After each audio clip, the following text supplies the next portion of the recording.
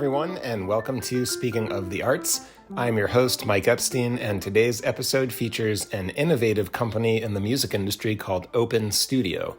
Open Studio was founded by the great pianist Peter Martin. The company has created a unique way of teaching music lessons online.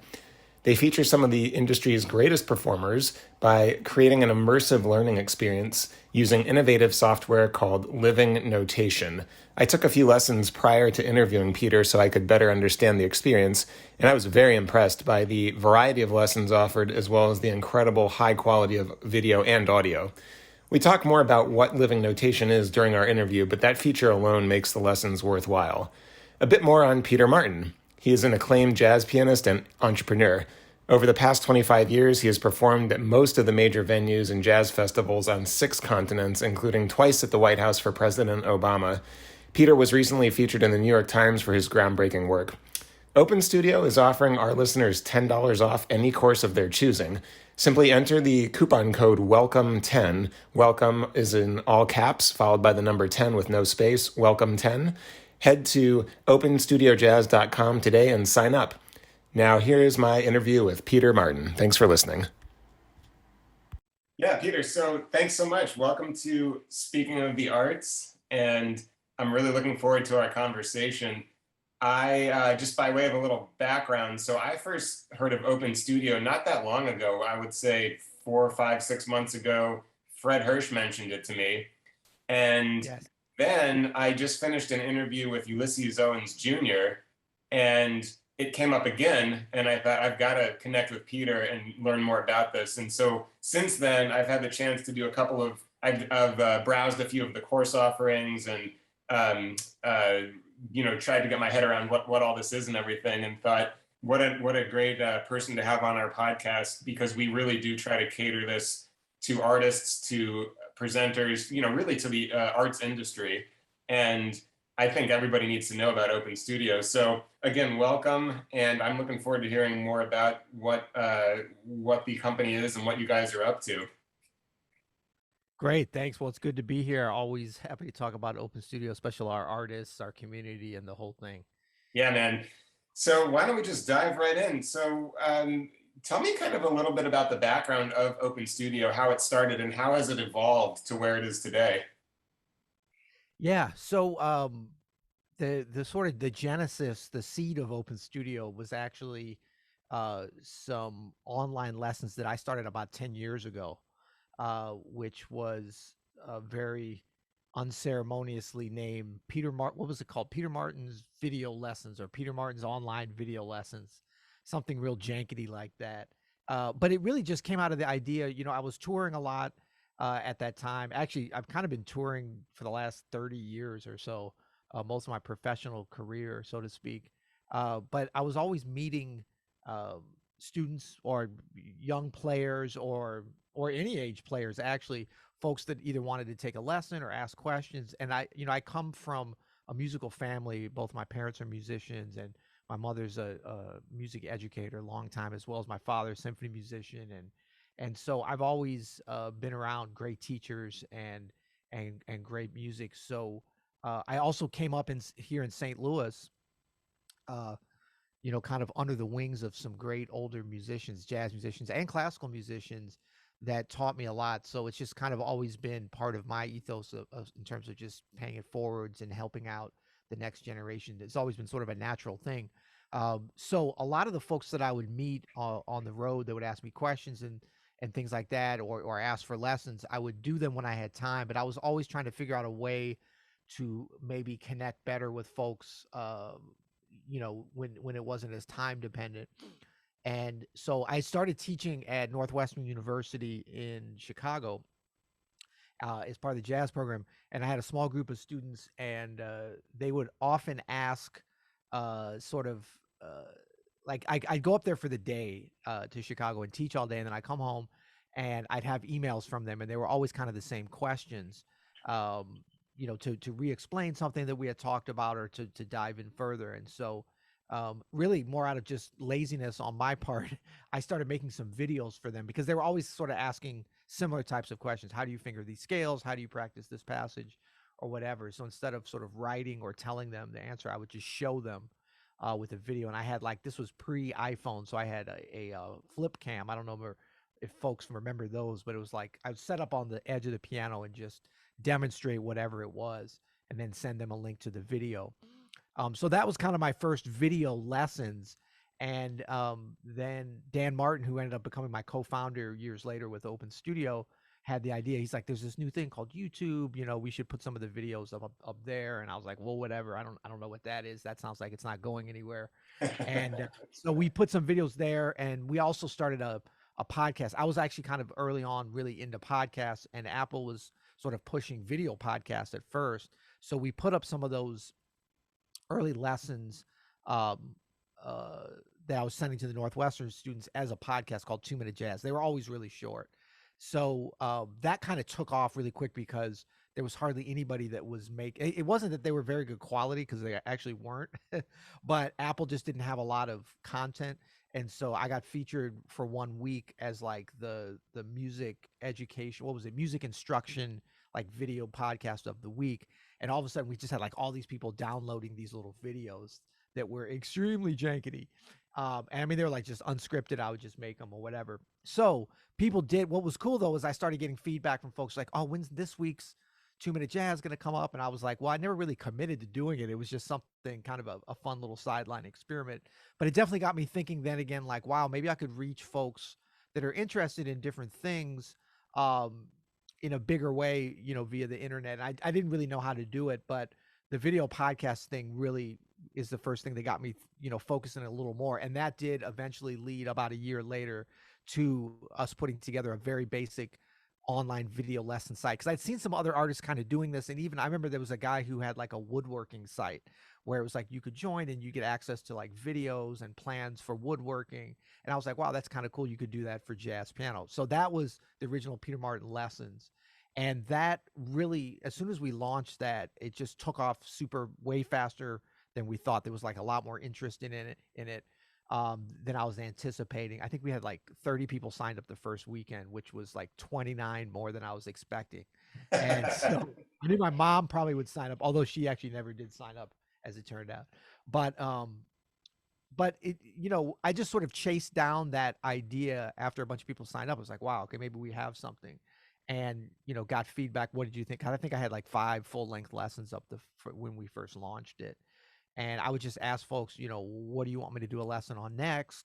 What features would you want? They were asking for like overhead so they could see my hand. Well, no, they didn't even ask for overhead camera. They just asked to see my hands better. So we ended up a couple months later, like developing a camera overhead. Like everything was just sort of based around what I'd later find out was like actually pretty sound business and entrepreneurial practices, which is, get an MVP, a minimum viable product out there in the market, get some feedback, build on that, content marketing, all the stuff that I kind of learned about later, we just sort of stumbled upon from the beginning.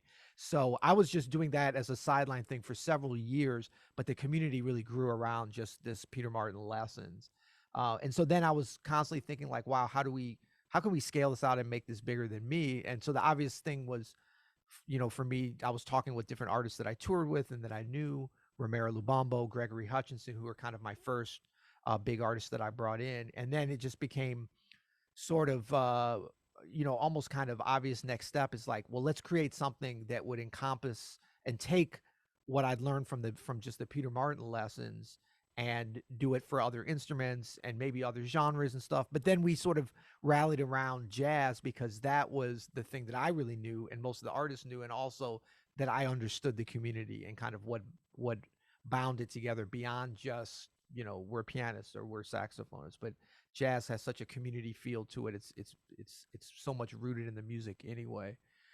So then a couple of years later, that became Open Studio. We came up with the name. I already had a couple of artists sort of signed, which was really, there was nothing signed. It was just, we went out and had a drink and I was like, can you do these lessons? And we'll do a revenue share. We really made it up as we went. And then as things started to grow and things started to fall into place, it became, actually Fred Hurst, that's kind of the end result of what I'd sort of hoped and dreamed all along, in that we're bringing in great artists that folks want, that are not necessarily just friends of mine. I've known Fred for many years, but I've never really gotten a chance to hang out with him much. So that became like well, what course would I want to see? And I know the community wants to see Fred Hirsch. So I'm super proud of that and just everything that we've done to lead up to this point. Yeah, that's great. One of the things that stood out to me immediately when I was browsing through some of the courses and trying to interact with them and experience them was the living notation component. And can you talk a little bit about that? Because I would imagine that's something that really does separate Open Studio from the masterclass.coms of the world, right? Yes. I mean, I think that, what we did with the living notation, first of all, this is, we partner with a company called Sound Slice very early on. And actually, Adrian Holvarti, who's the founder and the genius behind the system that powers living notation, um, contacted me very early on. I mean, we had like just launched Open Studio, and wanted to do a demo of his product. And when I saw it and ended up meeting, I went up to Chicago and met Adrian. Adrian's a musician and a programmer. He's a super skilled musician, but he's also, just a genius programmer. He's actually the creator, the original founder of the framework called Django, because he named it after he plays guitar and loves like gypsy jazz and stuff. And so Right. he actually named this programming language and framework after Django Reinhardt. But he's kind of just he came up with this piece of software, this platform, this piece of technology that really serves musicians in such an organic and creative way. And so when I saw it, I was just like, wow, this is, I mean, all I could think of is like, if I had this when I was learning to play jazz, it would be so incredible. But I was a little bit torn also because I was like, wow, if I had this, I was like, are we making this too easy for folks now?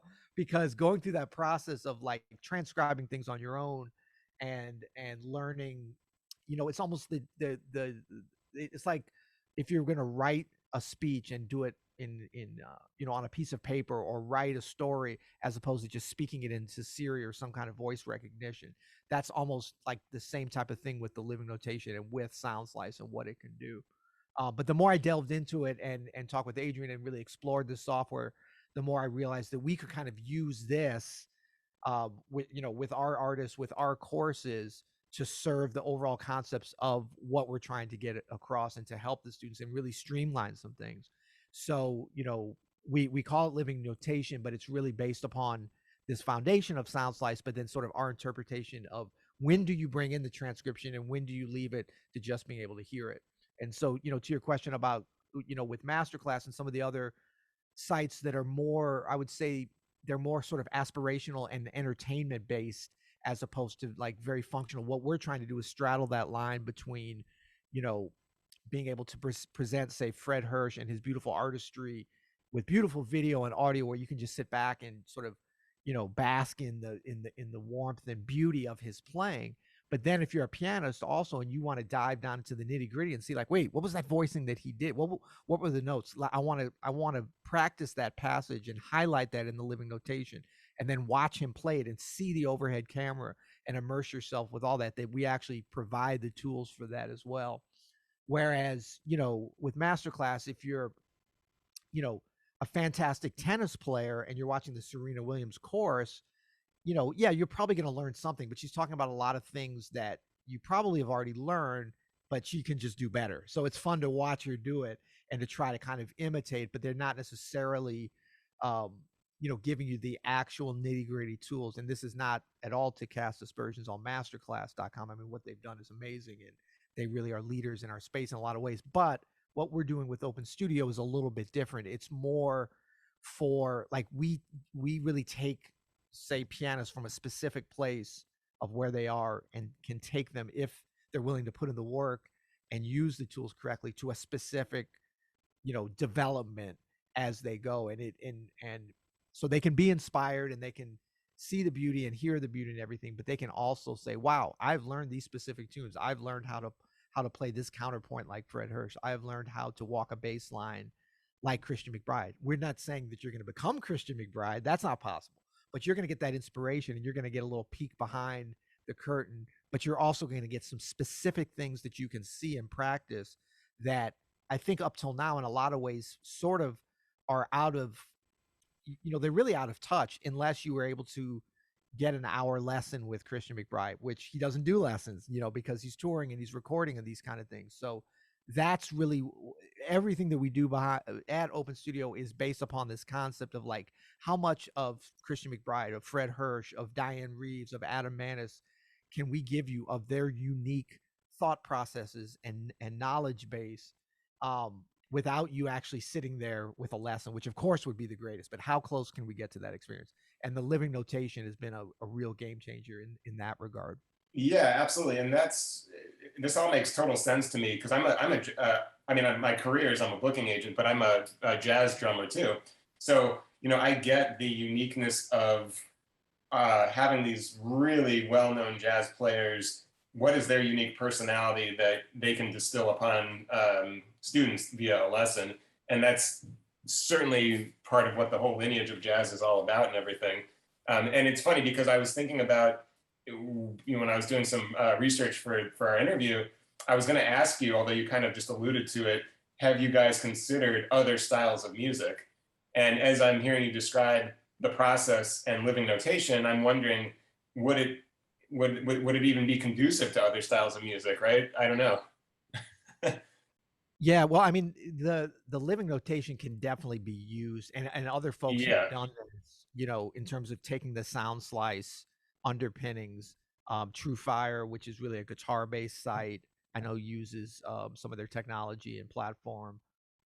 There's like some church music kind of gospel sites that have used it. So I mean, it can definitely be used, and it just I think as long as you're thoughtful about really the concept of how notation works into that particular style of music and you pull it in at the right time and in the right way, because it's jazz music is primarily the thing that really sets it apart and typifies it, and one of the great things and one of the challenges of learning to play it is just the huge amount of improvisation that occurs. So it's not like learning a Bach prelude and fugue where the notes are there, but we're trying to get the style, we're trying to get the technique, we're trying to bring out a unique performance of these specific notes. In jazz, like the framework, if you will, is so potentially esoteric that the notation can, being able to see that and have access to it can really assist in your in the student's development of improvisation. But if it's not done correctly and in the right time, or if it's too much notation, it can get in the way, because ultimately we're trying to help folks create something and tell their story through their instrument. And that's a very, it's a very simple thing, but it's a very difficult thing. And so notation can help, but it doesn't answer everything. So what we found is like deciding when we're going to use it, when we're going to present it, and how we're going to present it.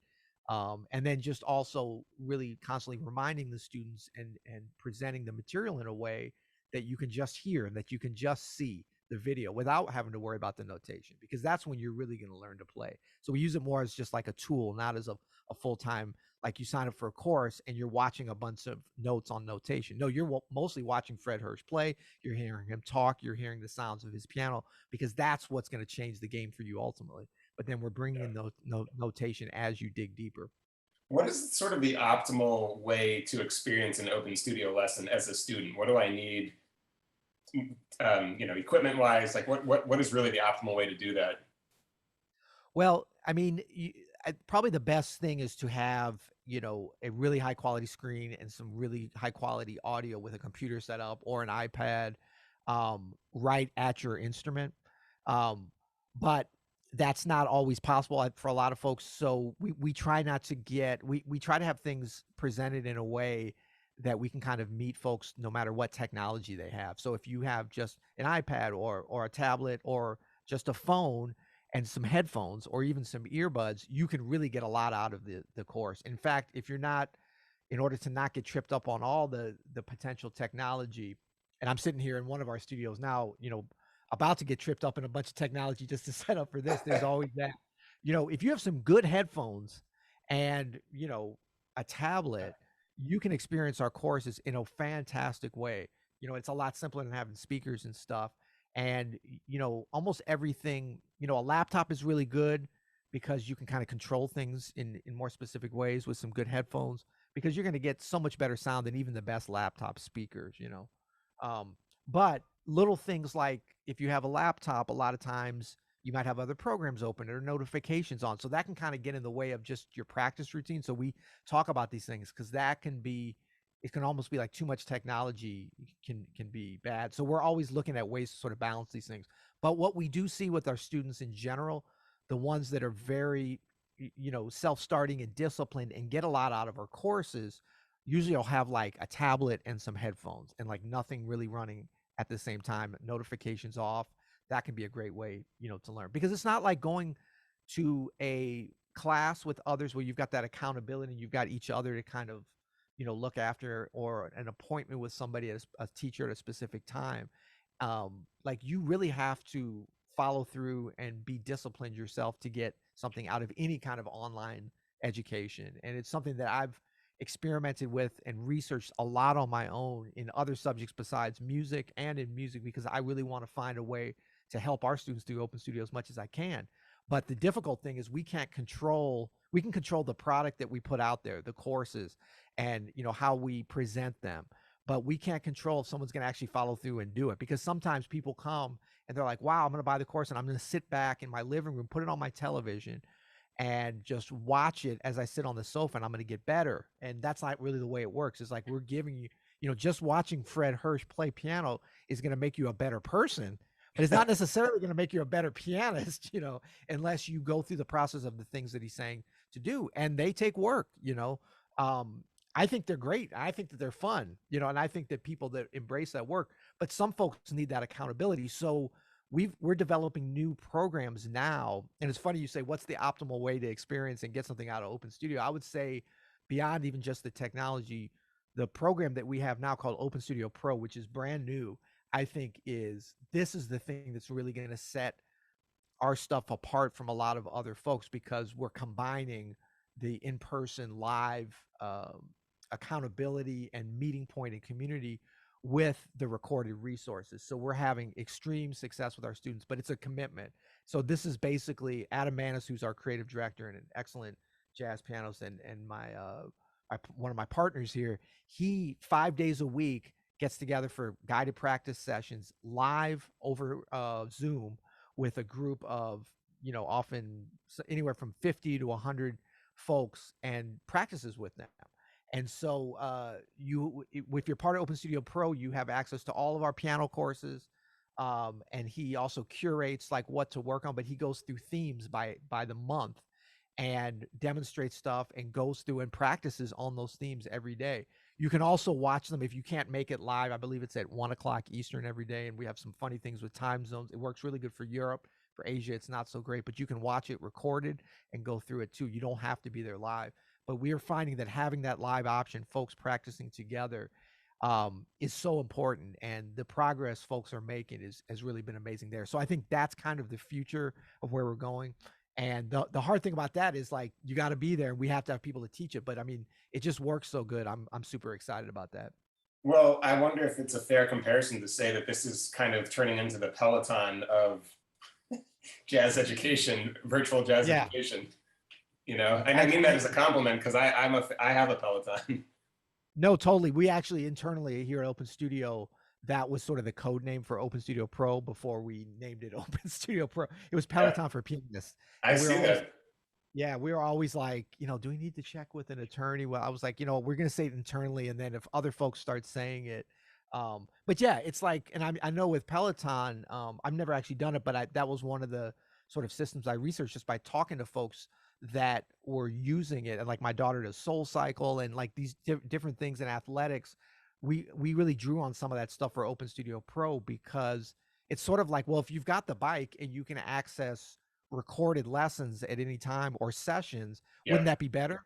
But folks, actually, you want to be there. You're not really live, but it feels like you are. And knowing that you have to be there at that time means something and makes it more fun and makes the workout easier. So we've definitely incorporated a lot of those same concepts. Yeah. Is there a way, or maybe this does exist, but so let's say I take like Ulysses courses. Okay. Is there a way for me as a student to then have communication with him directly? Right? Because that's a big part of the teacher-student relationship. Is like, I'm working on this thing you showed me, but I'm a little confused about like, how would you what would the sticking be, or how would you phrase this? So is there a way for me to communicate with the instructor as a student? Yes. So we have that set up through, the beginnings of that through Open Studio Pro for pianists now, Okay. um, wherein you're not necessarily gonna always get an answer. So say like if you take Fred Hirsch's course, um, and then like I mean, you're not necessarily gonna get an answer from Fred Hirsch, but you're gonna get one from Adam Manis, or it might be from me or from one of the other pianists through Open Studio, which sounds like, wow, I want to get it from Fred Hirsch, but that's not always actually the best, because some things, having done a lot of courses myself and then having other people answer for me, it sometimes is better because we get kind of lost in our own concepts sometimes. Hmm. But that's like an important thing. One thing though is like a while back we had set up a more formal system of like you could submit a video or submit a question to the specific artist for each course, and it was a big commitment I had because I didn't want to overpromise people. You get the Ulysses Owens course, and then what if he's out on tour and someone asks, well, how come he hasn't answered my thing? And logistically, it can become Yeah. difficult. What we actually found was that folks wanted to, and we did it actually where we did a pilot system where you could submit a video and then kind of get feedback on that. And what we saw was actually folks were super shy about doing that. And then Yeah. they also kind of got caught up in like, well, I'm making the video. Does it sound right? Is the angle right? And there was so many different barriers for it that we tried some other things. And what we found has worked the best is this masterclass format. And so, like Fred Hirsch has done, I think three of those for us now. And the last one was, exclusive for everybody that's in our community, like Open Studio Pro, but also anybody who's bought his course. And you could come to a live masterclass with Fred Hirsch on Zoom. And then you could also submit to be one of the 3 pianists to play for him and get feedback. And what I was surprised was we had folks interested in playing, but not as many as I thought. Most people just wanted to come and watch and lurk, which is great because if anybody's ever been to a live classical master class, and I know I did a lot of these growing up in the classical world, and when I was at Juilliard, they'd have great pianists come in, and sometimes you would play, but usually not because there wasn't time for everybody to play. But you can learn so much from seeing somebody else being critiqued. And most folks are just so shy, especially our students, because we have a lot of really good players. We have players at all different levels, especially in the piano world. But many of them consider themselves amateurs, like they're doing something else all week. They love to play, but they're practicing, and a lot of them are certainly good enough to be at the pro level, but they're not doing gigs all the time, so they don't have that confidence always. So to get them to get up and play, even over Zoom or live, or to send in a video, is kind of hard. But we've started doing these master classes, and folks get so much out of that. So that's something that we're really incorporating a lot. The Open Studio Pro, where you can get with Adam or other artists, Peloton type teachers, that kind of a thing. But I really think the master class with our artists is the way to go. And then that kind of, especially as everybody's sort of getting back to touring now, or not, or we're trying to, as a booking agent, I'm sure you understand this, but Yep. to have, Christian McBride to be able to do he can come at this one time, but getting them to be able to commit with their complicated schedules to more back and forth, we're finding this way works really good. Do you work with the instructors to curate their topics, or what's that process like? Yes, I do. And that's kind of one of my big jobs, along with Adam Manis, my creative director. We generally, like what I tell all the artists when they come in, and this is often part of my sales pitch is I'm trying to bring in new artists, is that I'm never going to have them teach any subjects or even any lessons or even down to a concept that they are not passionate about. Because, I've been doing this long enough to know that it's just a drag. Even if you're teaching something that really well, but you don't really care. I mean, not that you don't care about it, but you don't have something, burning inside of you to get it out into the world. We can just skip that. I'm not. Why am I going to have Christian McBride, for example, in there teaching how to finger a major scale? I mean, yeah, he can finger it great, probably better than anybody else. But if he's not interested in doing that, then we're not going to have him do that. And so that's the kind of part of my pitch to all the artists when we first even start talking. And it takes a lot of pressure off them because they're like, oh, good. Because first of all, a lot of these artists, like they feel like they don't know the basics that well. Of course they do, but they're so far from the basics that they aren't, unless they've been teaching a lot of beginner students, which generally they haven't. That beginner level is kind of difficult and uninteresting for them to teach. There are some exceptions with that, but I know for myself, I bring all the experience that I came into doing this, and I actually did a course called Jazz Piano for Beginners that I ended up enjoying a lot. But it was like it took me a long time to get to the sort of stamina level where I could do that. And I didn't want to do it, and it wasn't fun planning it. Once I got into it, it was fun, and I kind of felt a responsibility because just it was needed, you know. But any of my artists that I bring in, I'm like, we're gonna focus on what my job is to help you find the areas that you're passionate about, and all the other stuff we're not going to worry about. I'll find somebody else to teach the other things because there's plenty of folks, and there's plenty of things that we do want to do. I mean, we can fit course after course. So that takes some pressure off. It makes it fun for them, makes it fun for us, and ultimately it makes it most beneficial for our students because we have, you know, our students and our members really want to see these artists doing what they do. You know, there's actually not that much interest in, for the example of Christian McBride doing scale fingers. I mean, of course they would like that, but that's accessible in a lot of places. So we want to fill in those things of like, what are those unique things that Christian McBride does that everyone has always been like, wow, how do you do that? You know? And so that's really what we focus on. That makes sense to me. So, well, I don't want to put you on the spot, but if you are looking for more instructors, you know, some of the artists I'm working with, I think obviously would be a great fit. So maybe off the record, we could talk more about that. Yeah, You know, absolutely.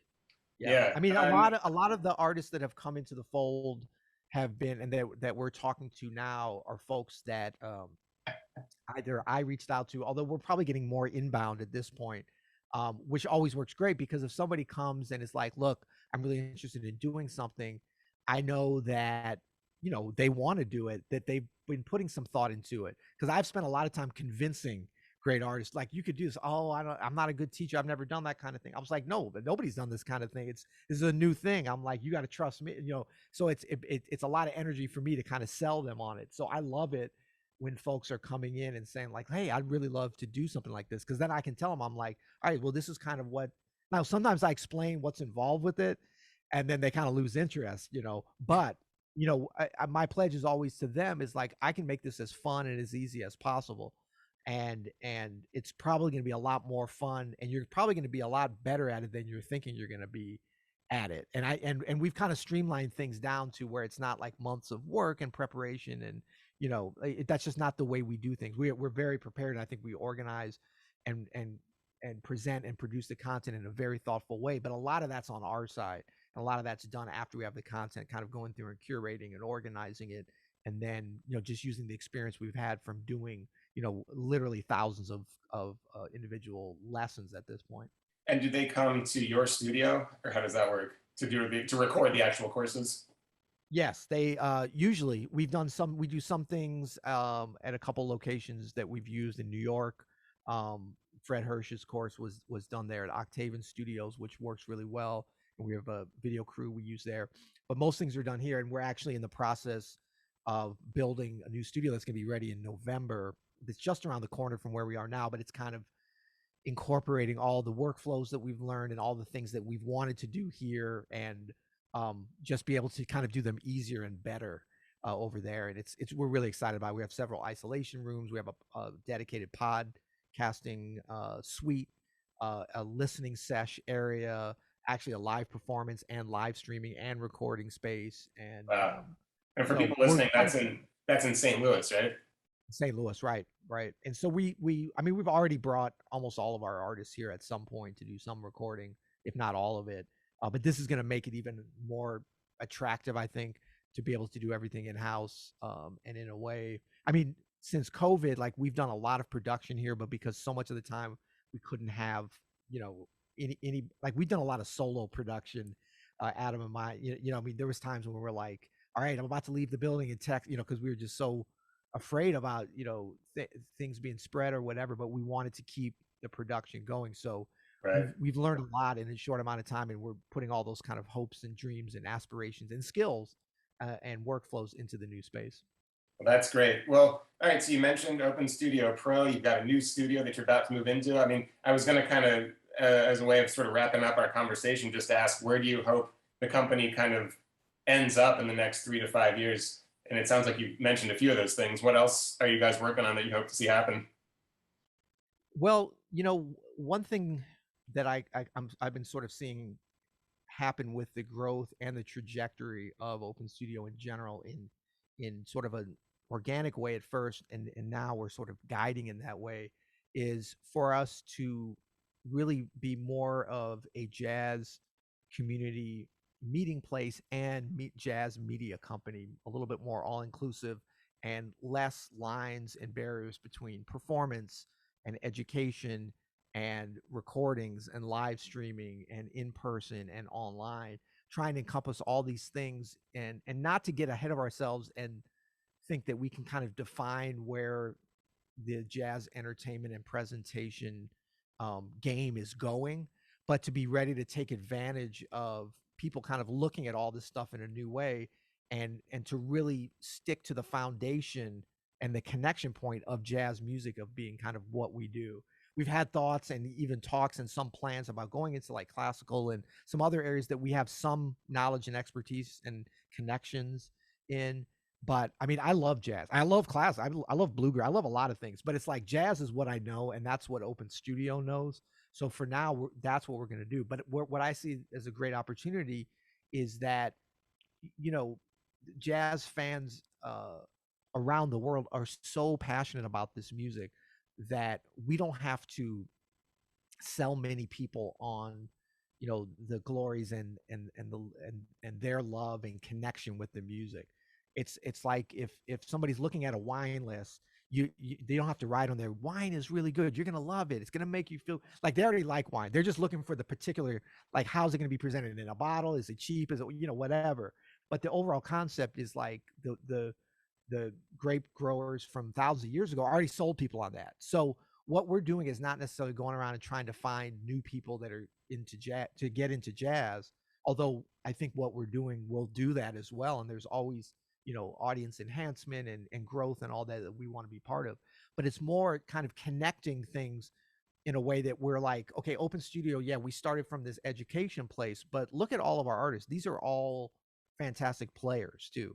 We don't really have anybody who's just exclusively a teacher or exclusively a player. These are people that can kind of do the whole thing. So what we started to do, and like Fred Hirsch's course is probably the closest that we started to get to this, is to make something that is as much for a Fred Hirsch fan as it is for a Fred Hirsch student, to make video performances. And that's why we kind of extended out. We've always had some performances as part of the courses, because I just believe deeply that the best way to learn is just to watch a master do it, and study it. And with video, doing it in the online format has its disadvantages. If a pianist is playing in a certain way, uh, you know, and you're not there live with them, you can't see how their hands are or whatever. That's very hard to correct, that kind of thing. So as opposed to focusing on the things that are more difficult online, let's look at the things that are better. You watch a Fred Hirsch video of a performance versus you're having a lesson with him, watching him play it. You can pause it, you can rewind it, you can look at the living notation, you can watch it over and over again. So the potential there is huge. But I also think, presenting music and having it being able to be streamed anywhere, that's become such a interesting part of what we've done over this last year and a half, that I want to extend on that. And a lot of that is not necessarily, it's for our community and our members and our students, but it has a lot of appeal beyond that as well, to just people that love jazz music. So, we started to learn about that, but that's a very, it's a very, it's not a different field in terms of, it's still based upon jazz and music and artistry, but to be able to nail that and do that right is very different than what we've already learned to do with the video. So to answer your question, I sort of see us as hopefully moving to be an all-inclusive jazz media company that has something for anybody that wants to be a part of this wonderful music. And, the next phase and how that's presented, if that's through video, live performances, live streaming, recordings of videos, YouTube, all these different things, but just really always nailing the music, having great artists, great music, and presenting it in a beautiful way.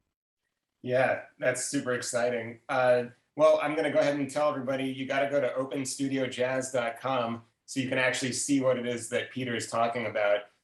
Yes. And for me as a student and a fan of the music, I think this is really great. And I hope to see this just keep taking off and getting bigger and bigger and bigger. It sounds like you guys are headed in the right direction. It's super exciting. Yeah, absolutely. And I'll just say too, folks, absolutely go to openstudiojazz.com, but also, feel free if you want to sort of dip your toes in. We put a lot of energy and resources and time into our YouTube channel, which is youtube.com/openstudiojazz, or just search Open Studio on YouTube. You'll see that. But we've got a lot of we don't hold back on our free content on YouTube. Like, we put really good stuff on there. So if you just want to sort of start to become a part of the community or see sort of what we have to offer in a number of different ways, that's a really good place to do it. Yeah, and I can attest to that because I have really enjoyed Ulysses from the drummer's perspective series through Yes. YouTube on Open Studio. Very cool stuff. All right, Yep. Peter. Well, I want to thank you so much for your time. And Absolutely. this was really a pleasure. Best of luck to you guys. And I can't wait to see what happens next there. It's super exciting. Thanks, Mike. I had such a good time. Great to chat with you. And let's do it again sometime. You bet. Take care.